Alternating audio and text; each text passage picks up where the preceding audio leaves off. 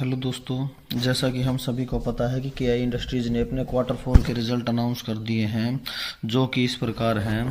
Company की sales है वो बढ़ी है 9% के साथ, जो एबिट इनकम है वो बढ़ी है 19% के साथ, एंड नेट प्रॉफिट है वो बढ़ा है 19% के साथ, एंड ईपीएस है वो बढ़ा है 19% के साथ। तो ये जो बढ़ोतरी है ये वाई ऑन वाई बेसिस पे है। तो कंपनी की sales Q on Q basis पे 1784 करोड़ से बढ़कर हो चुकी है 1955 crore, and Y on Y basis पे 1792 करोड़ से बढ़कर हो चुकी है 1955 करोड़। एंड इसी प्रकार एबिट इनकम है वो 182 करोड़ से बढ़कर हो चुकी है 204 crore Q on Q basis पे, and Y on Y basis पे 172 करोड़ से बढ़कर हो चुकी है 204 करोड़।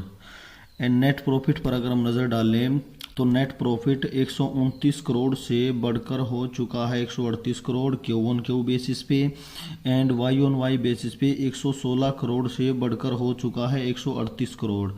एंड अगर हम ईपीएस पर नज़र डालें तो EPS Q on Q basis पे 14.260 से बढ़कर हो चुका है 15.31%, and Y on Y basis पे 12.86 से बढ़कर हो चुका है 15.31%।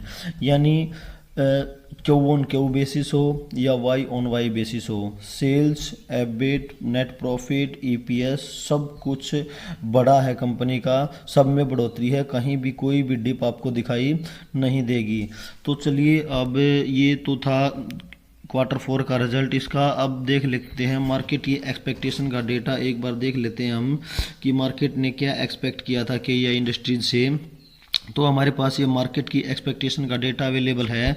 इसके हिसाब से जो है कंपनी की सेल्स बढ़नी चाहिए थी 1926 करोड़ के साथ, एंड जो एबिट इनकम है वो बढ़नी चाहिए थी 213 करोड़ के साथ, एंड जो एबिट ऑपरेटिंग मार्जिन है वो बढ़ना चाहिए था 11% के साथ, एंड जो नेट प्रॉफिट है वो बढ़ना चाहिए 138.70 के साथ।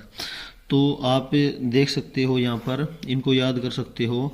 कंपनी की सेल्स बढ़नी चाहिए 1926 करोड़ के साथ, बट कंपनी की जो सेल है वो बढ़ी है 1955 करोड़ के साथ। यानी सेल्स की टर्म में मार्केट की एक्सपेक्टेशन को बीट किया है केआई इंडस्ट्रीज़ ने। एंड जो प्रॉफिट है वो देखें तो नेट प्रॉफिट बढ़ा है 138 करोड़ के साथ, बढ़ना चाहिए था 138.70 के साथ। तो यहाँ पर भी नेट प्रॉफिट की टर्म्स में भी इनलाइन नंबर हैं बिल्कुल। तो अगर एबिट इनकम देखें तो एबिट इनकम बढ़ी है 204 करोड़ के साथ, जो कि बढ़नी चाहिए थी 213 करोड़ के साथ। यानी एबिट इनकम में मार्केट की एक्सपेक्टेशन को हल्का सा मिस किया है।